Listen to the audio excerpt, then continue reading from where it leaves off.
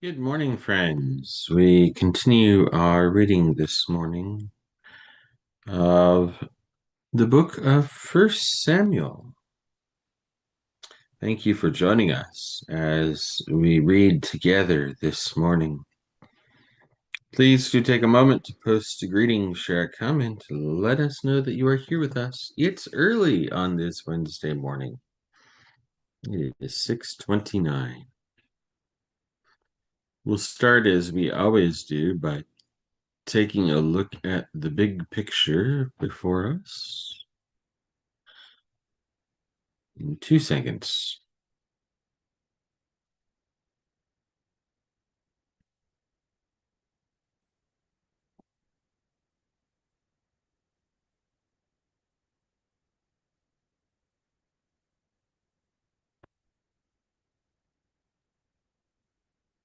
Okay, so big picture. Here is the big picture. First and Second Samuel together, because remember, they were together originally. It was a single book. But we're dealing specifically with First Samuel, and we are in chapter 14. We'll be resuming at verse 11 of chapter 14 this morning. So, back to the big picture. Let's focus in on First Samuel. Clearly, we are in this major section, chapters 8 through 31. And we are in this moment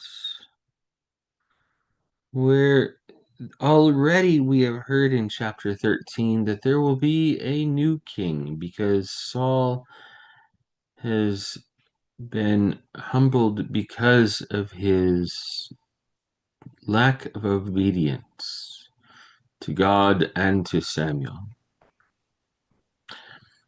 And there's more coming, but already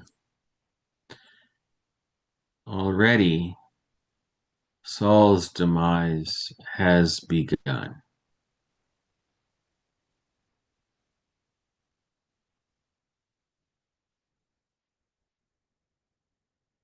That arc there, Saul's lifeline, his rising and then his falling. It's not quite that nice, neat, and even. He falls much longer than he rises. So, friends, let's read. Let's go over here to the reading windows. Left-hand column, you see a Jewish Bible. The right-hand column has a Christian Bible, specifically the Complete Jewish Bible and the New Revised Standard Version Updated Edition.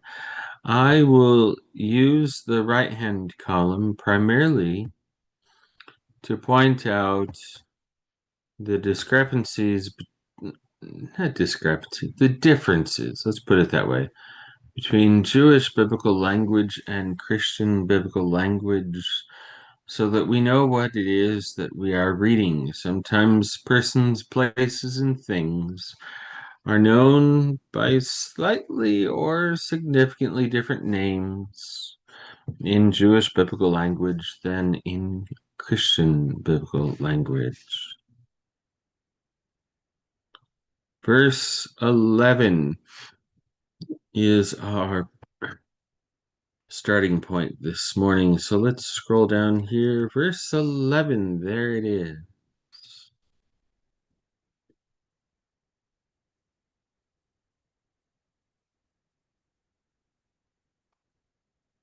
Let's read, friends.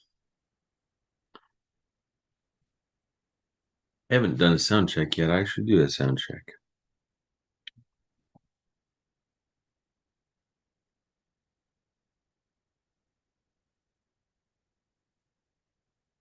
Let's read, friends. Yeah, we're good. We're good. Okay, let's read.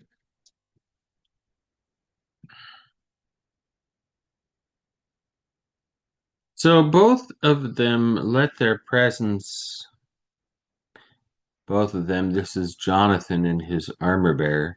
Both of them let their presence be known to the garrison of the Plishtim, the Philistines. And the Plishtim said, "Look, some Hebrews coming out of the holes they've been hiding in." Then the men of the garrison said to Jonathan, and his armor bearer, "Come up to us. We want to show you something." Jonathan told his armor bearer, "Come on up after me, for Adonai has handed them over to Israel." Jonathan climbed up, using his hands as well as his feet, with his armor bearer behind him. The Plishtim fell before Jonathan, and his armor bearer following him finished them off. That first slaughter of about 20 men was accomplished by Jonathan and his armor bearer in a space only half as long as one side of the area of a pair of oxen could plow in a day, about 200 yards. There was panic in the field camp among the Plishtim. Likewise, the garrison and the raiding party panicked. Besides all this, there was an earthquake. Thus, it grew into panic caused by God. Interesting to note, real quick, that the Jewish Bible has the caused by God part. The NRSV Christian Bible doesn't. Interesting.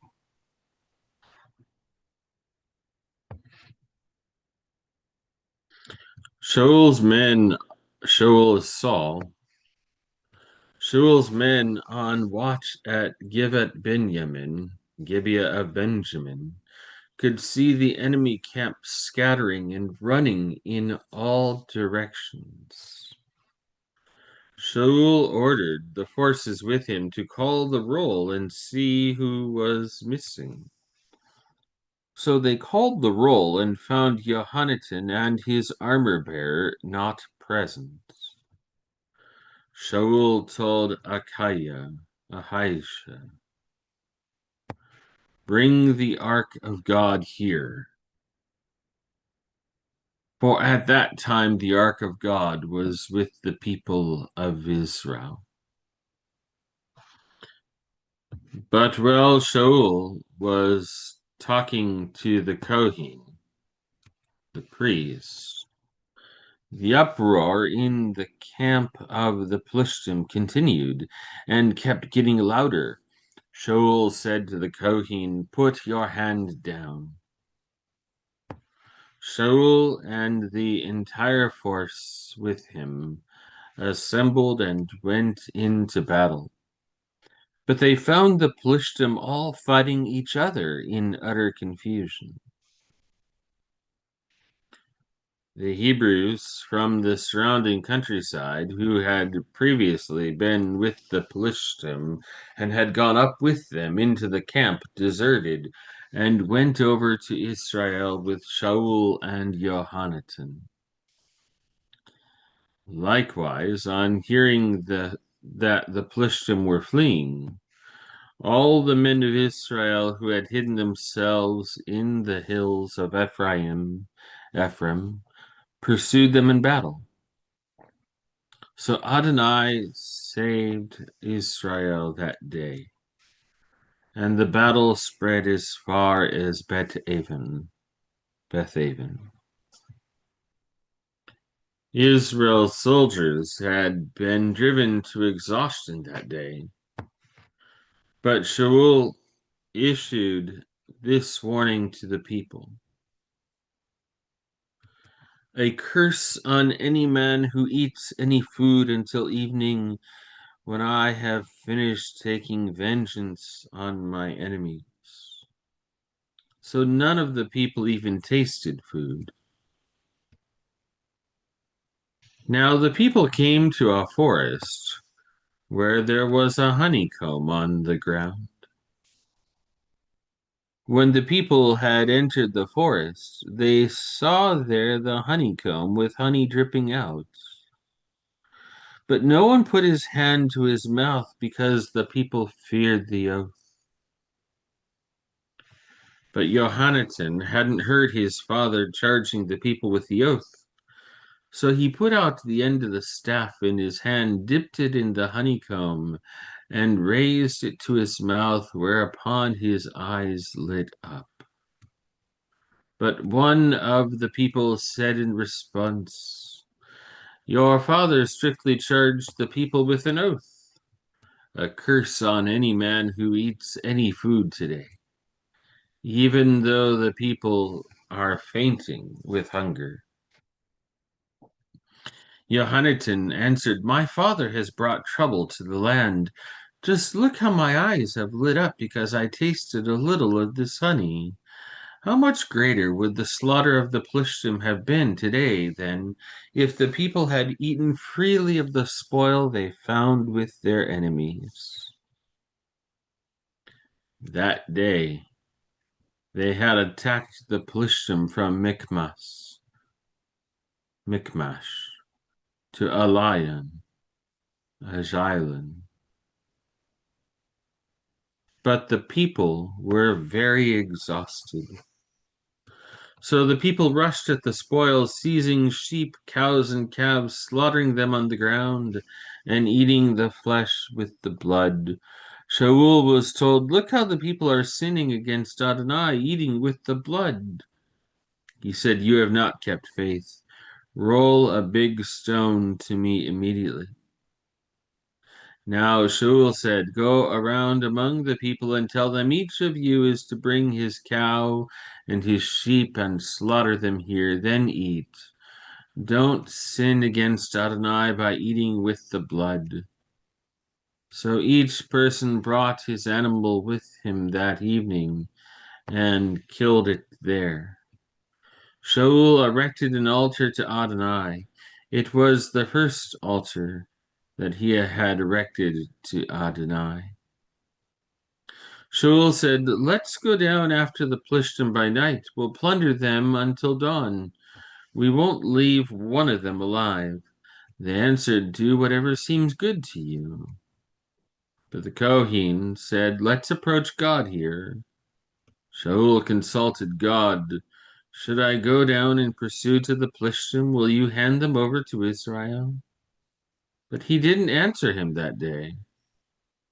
Shaul said, "Come here, all you heads of the people. Think carefully. Who has committed this sin today? For as Adonai, Israel's deliverer, lives, even if it proves to be Johannatan, my son, he must be put to death." But no one among all the people answered him. Then he said to all Israel, "You be on one side, and I and Johannatan, my son, will be on the other." The people replied to Shaul, "Do what seems good to you." Shaul said to Adonai, the God of Israel, "Who is right?" Johannatan and Shaul were chosen by lot, and the people went free. Shaul said, "Cast lots between me and Johannatan, my son." Johannatan was chosen. Then Shaul said to Johannatan, "Tell me what you did." Johannatan told him, "Yes, I tasted a little honey with the end of the staff in my hand. Here I am ready to die." Shaul said, "May God do the same to me and more also, if you are not put to death, Johannatan." But the people said to Shaul, "Must Johannatan die, who has accomplished this great deliverance in Israel? Heaven forbid. As Adonai lives, not one hair of his head will fall to the ground." because he worked with God today. In this way, the people rescued Johannatan so that he didn't die. Then Shaul stopped pursuing the Plishtim, and the Plishtim returned to their own territory. That, friends, is where we're going to pause. And next time, we'll pick up here. Probably easier to go this way. 14, chapter 14, verse 47. That's where we'll pick up next time. 14. Oh, we didn't even get out of the chapter. Okay. I guess we didn't. 1447.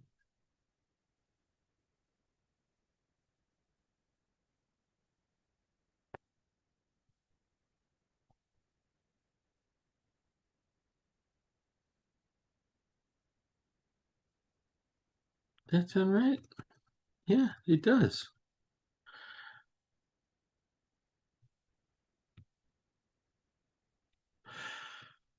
Morning prayers in a moment on a separate live.